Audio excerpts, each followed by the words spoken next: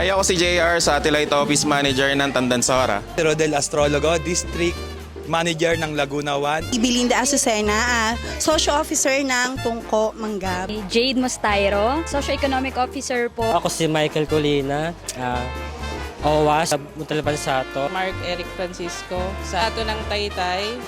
Fritzy Honrada, Program Officer ng Business Development and Services. Ako po si Maria Janelisa Novello from Preview Sato. Si James Brian Itleong, Satellite Office Manager ng Marilao.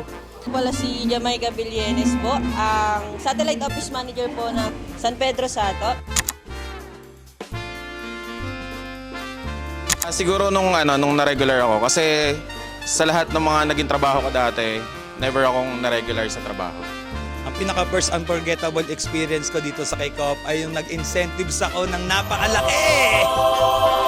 Siguro yung ano na lang po, yung isa sa naging dahilan kung bakit ko talaga nasabi na, ay, dito ako.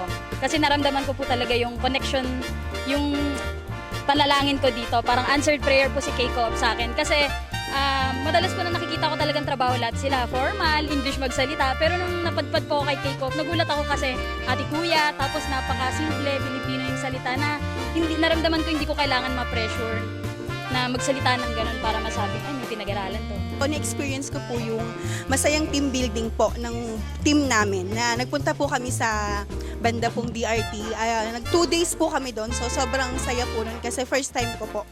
Bilang mom of 2, na-experience ko ulit na makagala, mag-solo, maging mag-isa. Actually marami talaga. Ano lang, yung napunta ko ng ito yung pinaka lang sa akin highlight eh. Yung assign ako sa San Pedro kasi ang layo niya. Taga Taytay tapos ayun nga San Pedro. So kailangan mag-stop house. First time ko yun malayo or First time ma-assign sa malayo. Hindi naman ako sanay na malayo. Uwian lang talaga ako eh.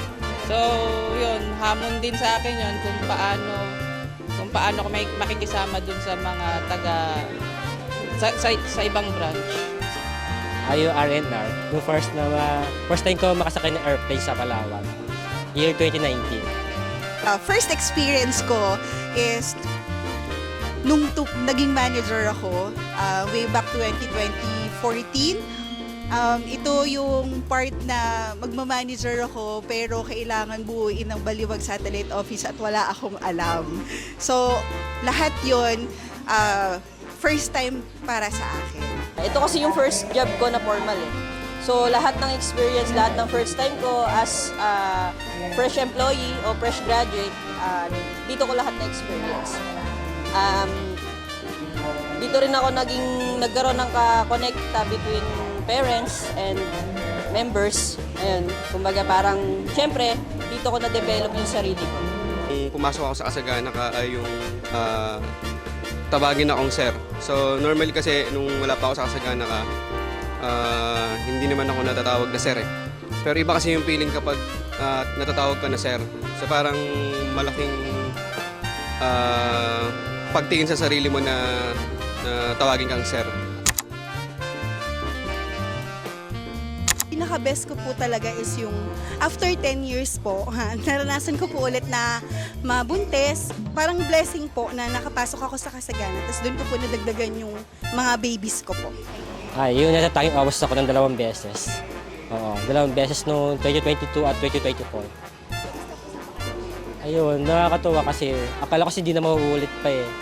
Yung ma-promote ako as manager kasi mas napapagpatuloy ko yung pagtuturo doon sa mga bagong mga SO ngayon or bagong mga staff. Yung expectation ko na yon na mag-Tagalog lang forever kay K-Coop ay naiba. Nitong naimbitahan ko si K-Coop para sumali sa isang patimpalak po ni Card, yung dev talk po noon at nagulat po ako or siguro kalooban ng Panginoon na tayo po ay mapasali bilang kinatawan po pero English medium naman. So hindi ko lubos na maisip bakit ako umuo at bakit ako, pero sa awa po ng Panginoon at sa pamamagitan po ni K-Coop, napatunayan ko na hindi porke Tagalog lang ang gusto ko ay Tagalog lang, kaya rin pala natin na English po. best experience ko yung na-promote ko ako bilang SOM noon. Masaya dahil first time ko na maging manager sa RHS na bagong bukas din na satellite office. Yung sumali ako ng R&R, Miss Kasagana ka, though not nanalo, pero at least may 1,000. Yung mga R&R, yung mga natin, activities. Kasi yung sa travel, di rin talaga ako dyan nahilig. Lang talaga ako bahay. So kaya lang ako nakaka-travel gawa ng R&R. So ngayon, yun naman, sana maranasan ko ulit yung sa malayo, sa Boracay. Hindi pa kasi ako nakasakay ng aeroplano.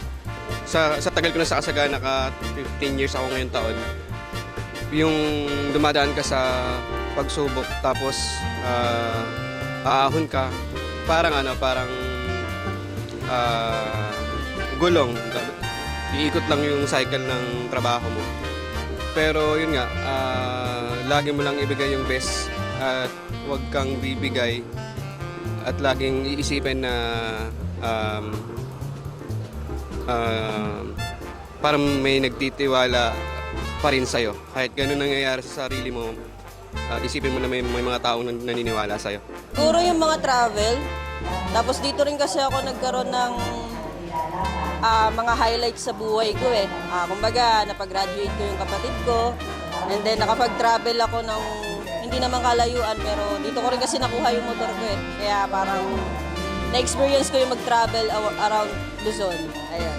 Every day is a best experience for me kasi alam mo ang sayo no, yung nakikita mo ng smile ng mga nanay, natututo sila, lalo na nasa programs na po ako, natututo po sila sa lahat ng mga trainings, sa lahat ng mga opportunity binibigay natin sa kanila. Yung pagpapasalamat lang po nila sa amin, best experience na po at best feeling po yun para Congratulations kay Co-op kasi naka-10 taon na tayo. No? So, sana ang dalangin ko is tuloy-tuloy pa tayo at mas marami pa tayong matulungan ng mga nasasakupan natin at sana maibigay natin yung mga pangangailangan ng mga nanay na pinagsisilbihan natin. Sa 10th year anniversary, mas marami pa sana tayong matulungan ng mga member at mas lumago pa tayo. Pati ang mga benepisyo sana natin ay mas mag-improve pa.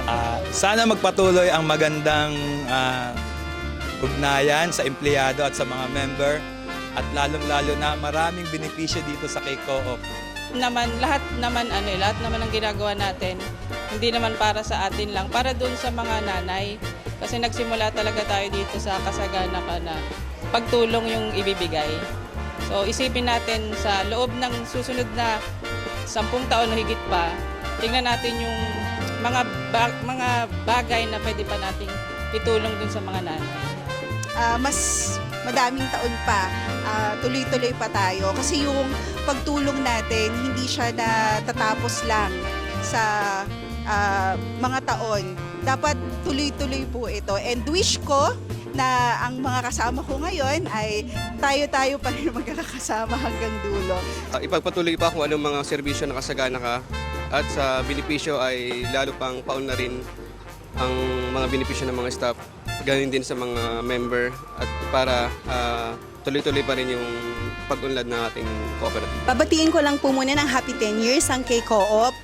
Sobrang salamat po at sana po pagpalain pa po ang K-Co-op.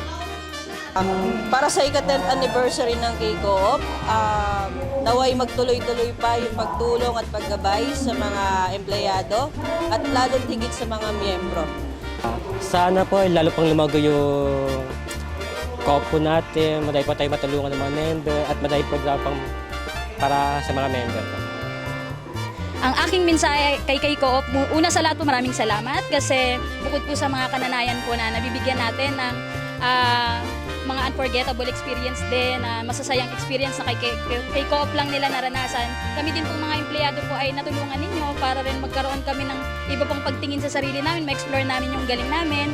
At syempre yung mga ina-expect na, yung mga benepisyo po namin na hindi naman normal na naibibigay po ng ibang mga kumpanya na ibigay nyo po sa amin. Kaya yon, maraming salamat at patuloy po tayong magbahagi po ng sigla at lakas po sa mga marami pang tao.